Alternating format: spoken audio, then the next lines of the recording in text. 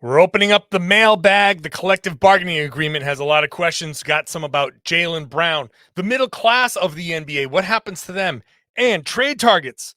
Kelly Olynyk, anybody? We'll talk about it all right now on the Locked On Celtics pod. Be ever ready. Recognize the city of champs. Boston, baby, we do what you can't. Locked on number 18, Tatum and Brown, J-team, step back. We gon' wet that and slay teams. Of course the Celtics, who else could it be? Screaming like KG with the Larry O.B. Karalis above average, assessing the team status. Best daily pod, no cap, salary matching. Clutch like Bird the DJ, keep John on replay. Prime time, dapping up the truth on the sideline. Raining J's, how it started, raising banners, how we finished. Locked on Celtics pod, home of the winners. B.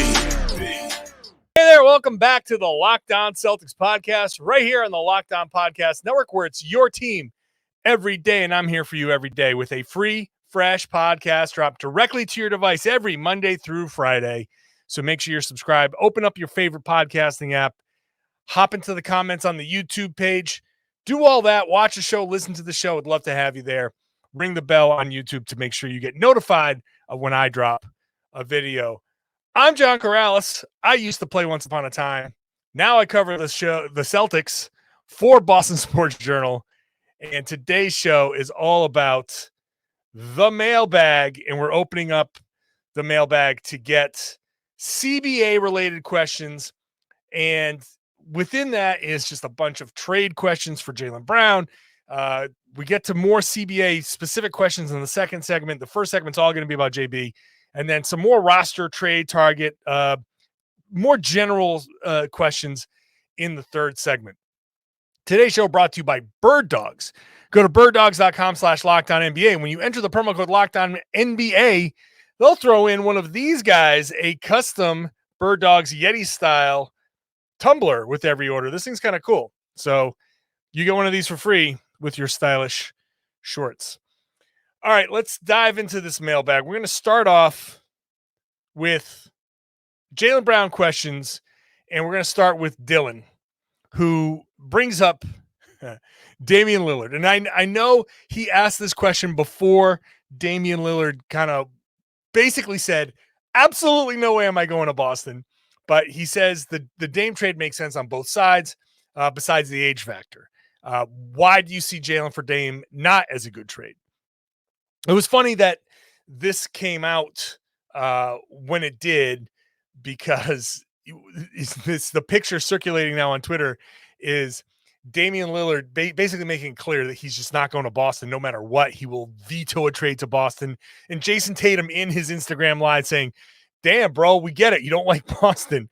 So funny moment. But aside from that, look, Dame, actually, I like the fit. I'm not willing to give up Jaylen Brown to get him because of the age factor. But, man, it's hard to argue against having Damian Lillard. I mean, the Dame time, the clutch gene, all of that stuff. But he's injury prone. He's a little smaller. He's not going to help the defense at all. So it's certainly not it's something that addresses the one thing that I think the Celtics need to address, but you're creating a lot more problems than you're fixing in a lot of ways. But he certainly makes the team better. He certainly I would if there was another way to get Damian Lillard here, I would be all for it. But I just don't think Jaylen Brown for Damian Lillard. No, that's too far. That's too far. I get why people are bringing it up, and a lot of this collective bargaining agreement conversation has to do with getting rid of a big salary to kind of help the Celtics, but you also bring back a massive salary. So I just don't think it works. And this brings me to Jay, who said, I know you're anti-Jaylen trade, at least right now. Others have argued that now is the time because with the looming tax apron penalties, he'll be harder to trade later for something that's both good for the roster and economically reasonable, or getting down towards under the second apron. Do you agree? I don't think Jaylen moving Jaylen, should it happen, is one of those moves that you make to get to under that second apron. That's not what a Jaylen trade does.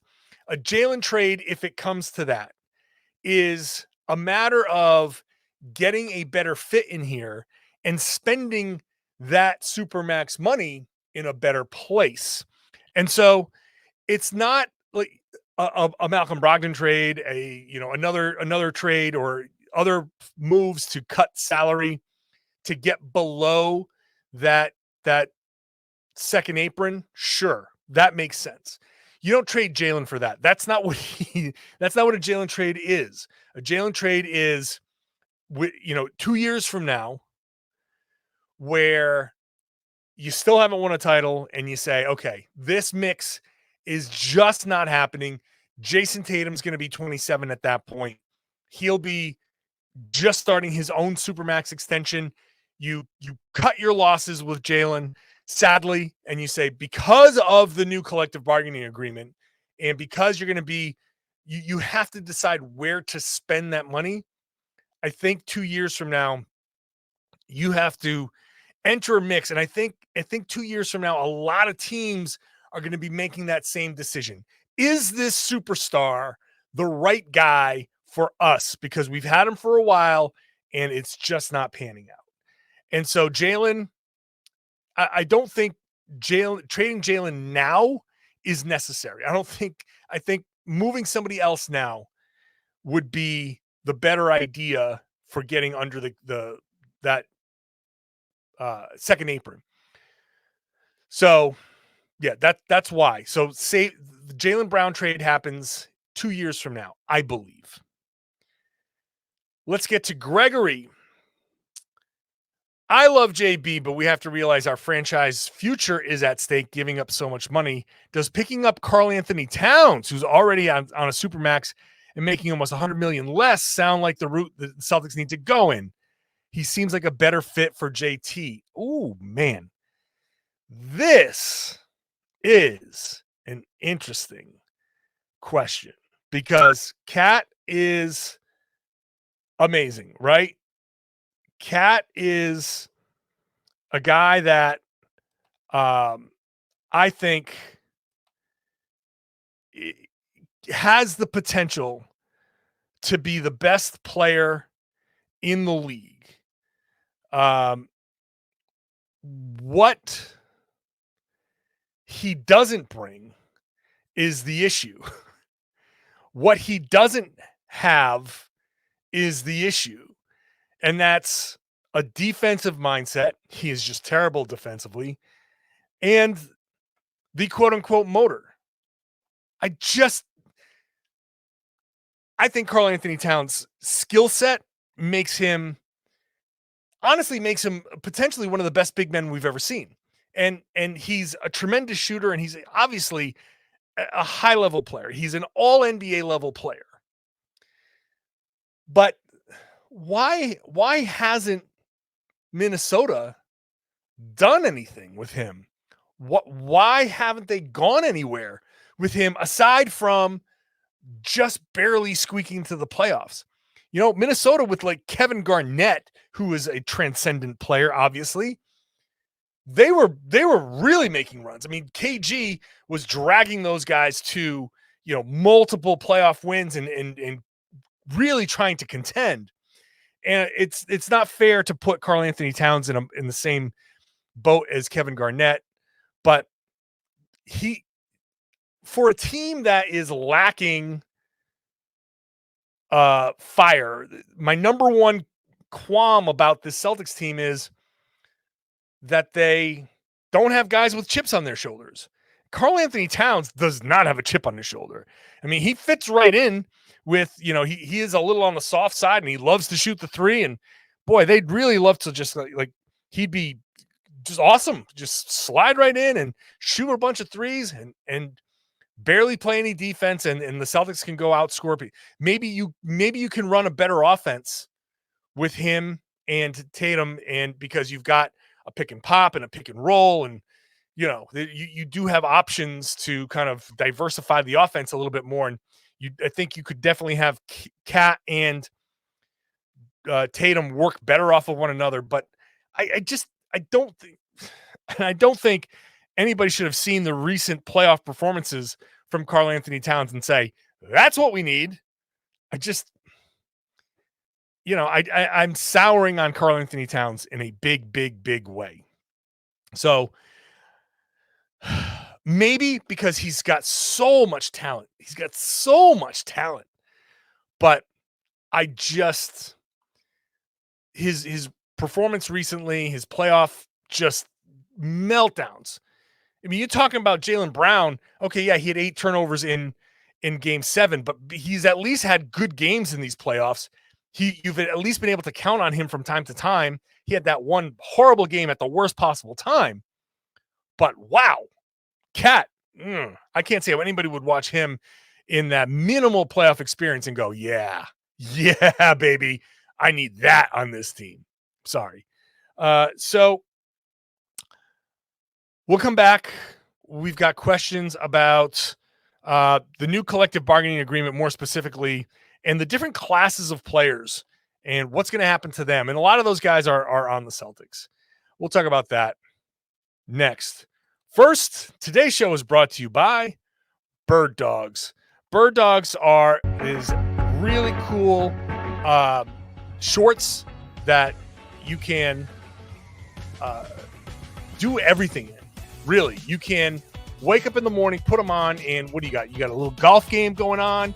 You're going to go hit the pool. Then you're going to meet your date later on. You can do all of them in your Birddogs, and they're going to look great. Not only can you go out there and play some sports in them because they're flexible. You can jump into the pool because they dry quickly because of the material. And then you go on your date because they look good and they fit right. They fit slimmer through the thigh.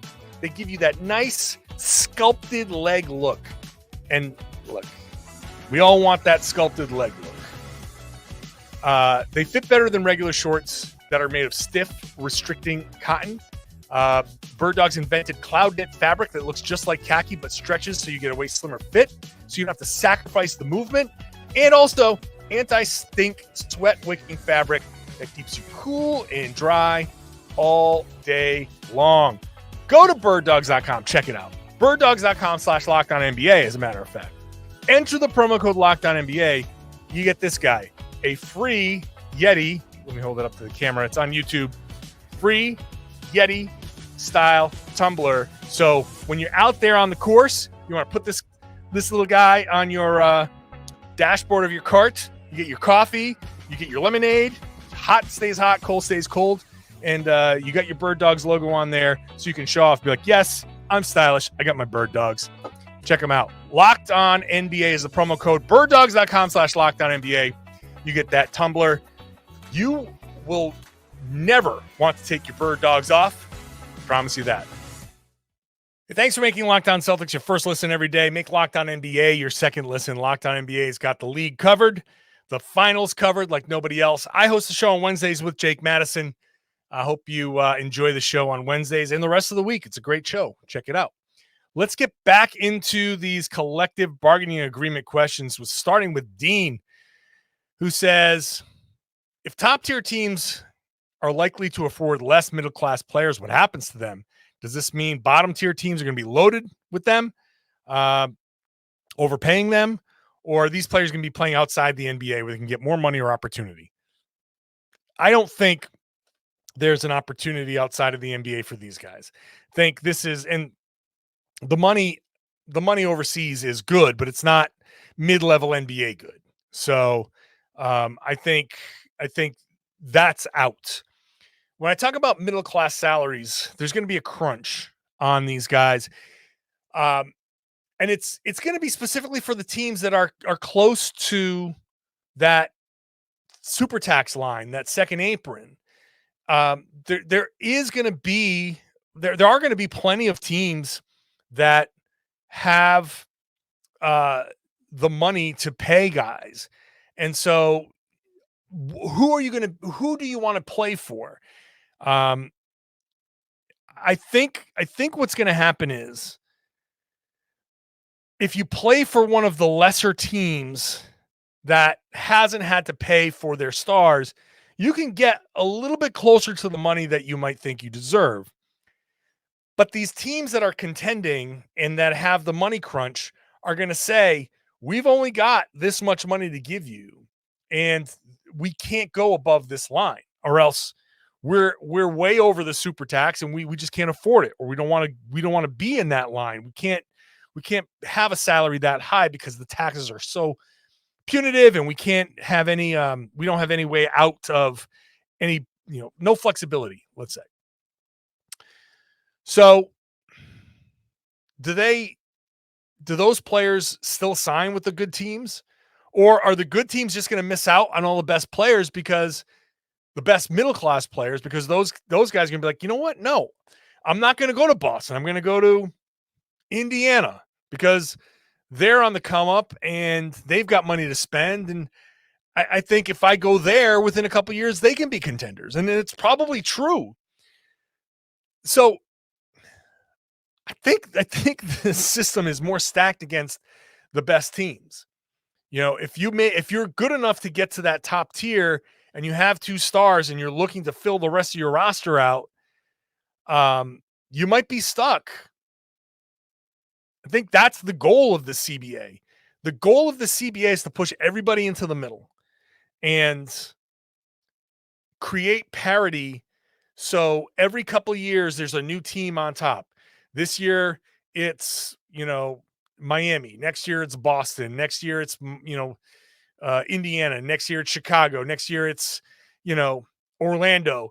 It could be. I think that's the whole goal of this system. So the middle class players, there will be a hit in their salaries because some of those guys are gonna want to play for good teams, and they're gonna like their situations. The opportunity is in a place like Boston. They're just gonna have to take less, and we'll see. It's just a wild kind of opportunity for everybody. And look, I'm trying to figure this out. I'm trying to talk through these things, and sometimes as I'm talking through them, I'm like, oh yeah, maybe there's a different way here. So let's get to Matt, who says, what will the outcomes be for different classes? It's a similar question. The outcomes for different classes of players. And he goes into everybody, two-way guys, minimum guys, everybody. So let's start with the two-way guys. The two-way guys, I think, are going to be fine. Two-way guys are going to, they don't make their money doesn't count. So they'll be fine. And the two-way slots might be used more creatively. I think some guys that it's not going to be as developmental as it was originally intended to be. It could just be a way to just get a couple of extra salary slots or extra players in there. I don't know how the two-way thing can be manipulated, but I'm sure it can be manipulated. Minimum guys are always going to be fine. Rookie contract guys are going to be interesting. I think rookie contracts, teams will get out of rookie contracts sooner than before. I think rookie deals, the first non-guaranteed year, the first team option, I should say. I think a lot of guys who might have gotten that option picked up are going to start to get let go from some of these better teams. That space between the lottery and the second round, I think, is going to be no man's land. I think teams are going to have no patience for guys in that 15 through 20. 20 through 30 is going to be tough. The closer you get to the end, those guys definitely make less, but guaranteed contracts in this scenario for the closer you get to the end, the better the teams are. So those teams are going to theoretically be more expensive. So I feel like those players will get their options, I think, declined over time. So that's my that's where I am on that. And let's you know what? I'm gonna save the rest because I'm going long here. I'm gonna save the rest for the next segment. We're trying to rapid fire my way through that and finish off the Mailbag podcast. First, Today's show brought to you by FanDuel. Head on over to FanDuel right now. They've got you covered through the NBA Finals with no sweat first bets for all of you new customers. No sweat first bet up to $2,500. That's $2,500 back in bonus bets if your first bet doesn't win. It's a safe and secure app. You get paid instantly when you win. Promotions all over the place, so make sure you just you can scroll through and get your get whatever, maybe find something new to bet on. There's no better place to bet the playoff action than America's #1 sports book. Visit FanDuel.com/lockdown right now. Get a no sweat first bet up to $2,500, $2,500 at FanDuel.com/locked-on. FanDuel, an official sports betting partner of the NBA. If you're going to bet, please gamble responsibly. Thanks for making Locked On Celtics your first listen every day. Next week, I'll start my individual offseason podcast. So diving into Joe Mazzulla, Jayson Tatum, Jaylen Brown, just individuals within the Celtics, kind of assessing their seasons, really taking a harder look at what they've done, what they need to do, all of that stuff. That's all next week here on the podcast. So make sure you're subscribed. Let's get through the end of this, these questions. There's a lot left to go, so let's get to it. Adam says, you suggested moving on from Brogdon and Grant Williams in podcast this week. If it happens, would you be concerned about losing two of the best three-point shooters in the NBA this past season, especially if it's unlikely Horford can repeat his performance? Okay. So, yeah, losing three-point shooting on this team could hurt, especially a team that's so reliant on three-point shooting, right? But I think they've got plenty of shooting, first of all. I think Al Horford, it's wild how he dropped off in the playoffs, and I don't like how that happened. I feel like this is where he is now as a player. Will he drop off? Potentially. Probably some, but I don't think it's all going to go away, despite how some of those playoff games went for him. But still, Brogdon and Grant Williams shooting is going to be tough to replace. But also at the same time, I'm kind of okay with moving on from at least one of these three-point shooters to some degree, because I just kind of want somebody on this team that does something else. And I know that maybe it sounds irrational, and maybe I'm just thinking of things the wrong way, but it would be nice if somebody on this team can do other things, and maybe you sacrifice some level of shooting for something, I don't know, better cutter, a better driver. I don't know, but Malcolm was a really good driver. So honestly, I'm not suggesting getting rid of Malcolm Brogdon for any basketball reasons, to be honest. I'm just saying for Malcolm Brogdon, I don't like losing some of the things that he brings.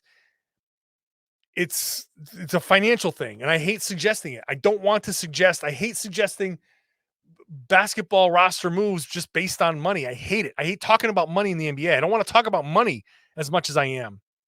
But that's the reality. That's just how things are. This new CBA makes this discussion, losing Grant and losing Brogdon, if that's where it comes to, this is the exact point. This difficult decision, this difficult conversation, things that I don't really want to happen, that's going to happen because of this CBA. This is why I hate it. I don't want to lose those guys. Am I afraid of losing three-point shooting? Yeah. Do I want guys who do multiple things? Yeah. And maybe losing some shooters can have a positive effect, because other guys, they're going to have to find other ways to score. That could be a positive. But this whole question clearly strikes a nerve, because I don't want to get rid of any good players. I think it's stupid that they have to get rid of good players. Dave says, shouldn't this be an all-in year? Before the league year ends, they can make a trade with players and 3 firsts, get back 125% of the salary. After the league year ends, it's only 110%, but they could push in 4 firsts and 3 swaps. Last offseason, that was enough to get DeJounte Murray. those are tools that go away once Jalen Supermax and Super Tax kick in for 24-25. If there's a year to consolidate, upgrade, and be in the Super Tax, it's the coming year, and they could do it without going much above the tax level from this year because of Horford's extension dropping $17 million from his salary. Why did I read all of those words? Yeah, this would be the all-in year, right? If they want to do it, they can. The problem is, if they go all in, I'm trying to take the big picture into place. You can go all in, but if you do, you better win the whole thing. If you go all in and you say, here come all the picks, you got no picks moving forward. You just 7 years, just done. You're gone. You don't have the same level of rebuild, I don't think, with some of these other teams. With the way this collective bargaining agreement goes, I don't know if the blow it up portion of rebuilding is going to be the same. I just don't know. I don't know what it's going to look like. I don't know what this final document's going to look like.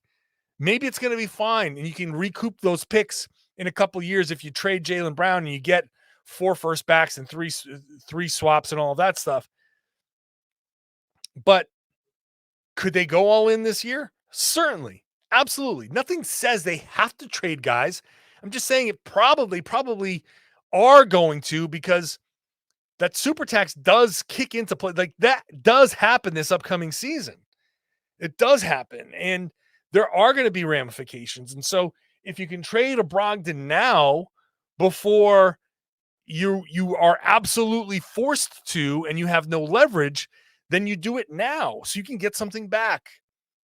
And so it's not, teams aren't just holding it over you. If somebody wants a Malcolm Brogdon and they can trade back somebody that makes, somebody that makes less, and you can kind of make it work under the current rules, then yeah, you do it now and you just deal with it.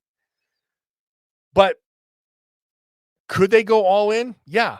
But I'm telling you, if they go all in and it doesn't work, they are stuck, because they are now all in for the foreseeable future. And it just gets incredibly difficult after that to make a trade. Chris says the CBA clearly puts the Celtics in a tough spot. Who are the other top contenders in similar or worse position? Well, I think obviously the Clippers and the Warriors they are way over the line.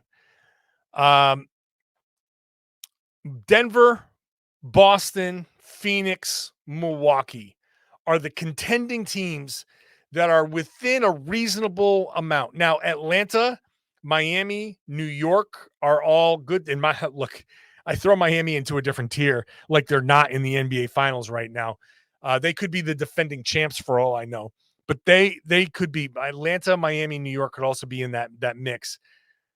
Denver, Boston, Phoenix, Milwaukee are the teams that going into next season have, when you're talking about the top tier contenders as currently constituted, throw Miami into that mix because they're close. Atlanta and New York are nearby. Then the Clippers and the Warriors, and I think everybody else is kind of fine. So that's what, 9 teams, a third of the league almost is in I want to say peril, but some level of I don't even know what the word is. Some level of danger when it comes to this. And you can say, hey, well, that's just a third of the league. 2/3 of the league are fine. But they're going to, when they get good and when they come due, it'll be other teams joining them. Will it always be a third, or can it be a half? It's, we'll see. We'll see. All right, let's get to Joe. We're finding the home stretch here. Joe says last season it was rumored that the Celtics were in on Kevin Huerter and went with Malcolm Brogdon instead. Looking back, do you think Huerter would have been the better fit for the roster despite the individual success that Brogdon had? So it's interesting.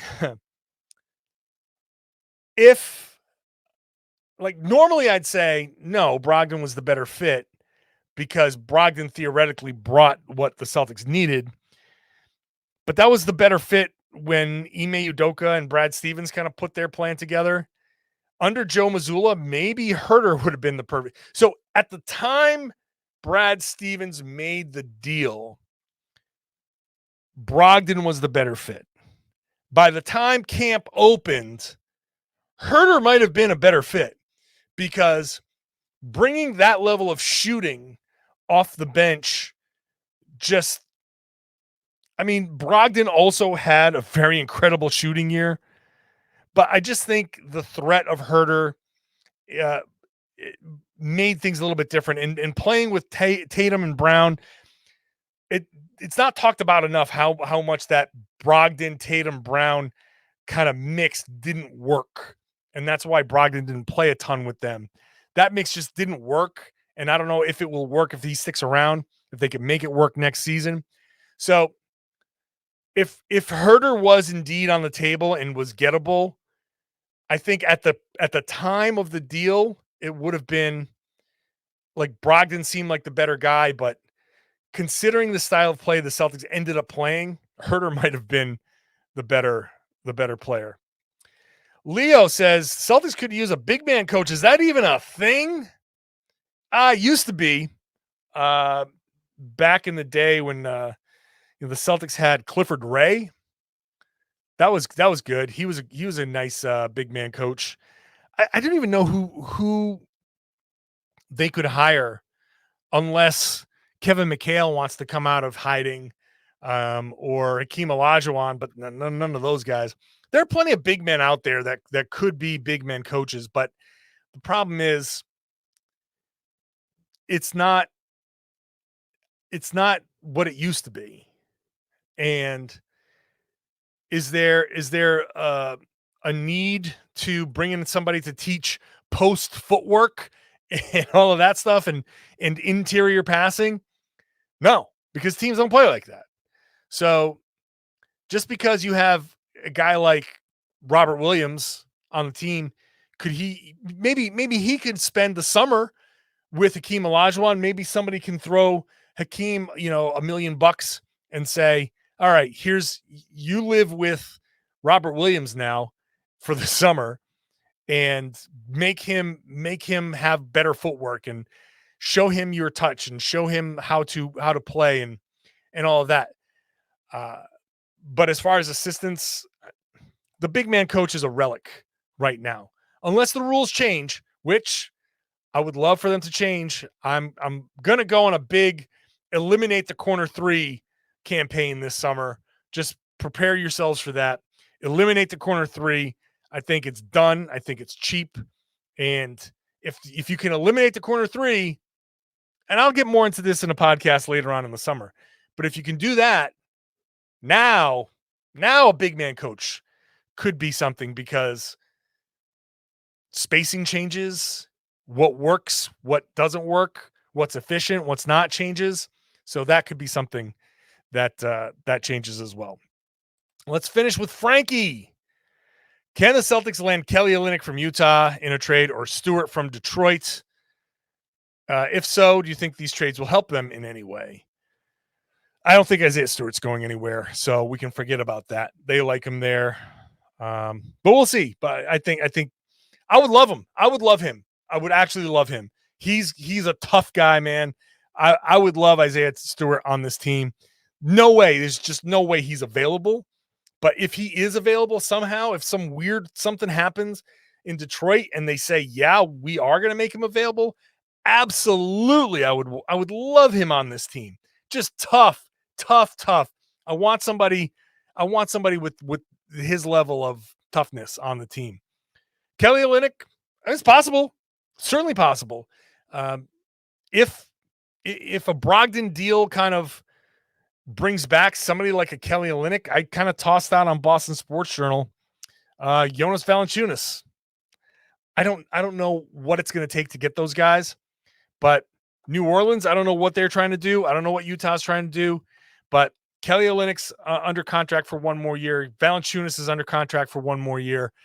If you can take a flyer on those guys and maybe they work because there's floor spacing guys, and they can play the somewhat Horford role while Horford kind of moves to, you can almost move him to third big status and preserve him, and then see how, maybe you can unleash him as a more defensive minded guy in the playoffs, really, really preserve Al Horford and kind of go that way.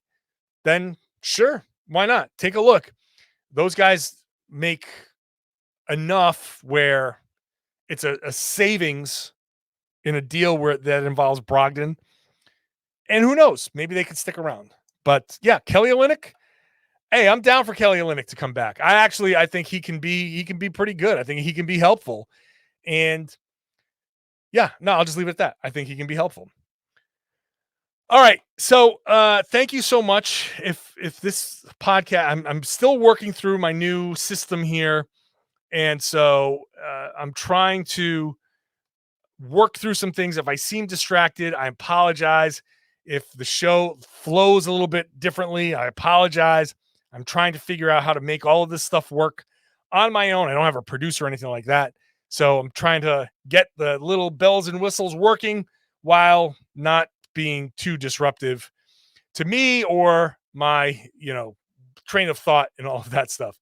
So I want to thank you for listening. I want to thank you for watching. I got more questions. So there will be another mailbag. I think mailbags in the off season become much more regular. Helps me and I get a lot of answers out to people who have questions. So johnkaralis.com/mailbag is where to ask the questions. And if you're a subscriber, thank you so much for subscribing. If you're not a subscriber, click that subscribe button on your favorite podcast app. Hop on that YouTube page, and I would love it if you shared the podcast. Tell your friends, tell everybody that they should be listening to and watching the Locked On Celtics podcast right here in the Locked On Podcast Network. It's your team every day.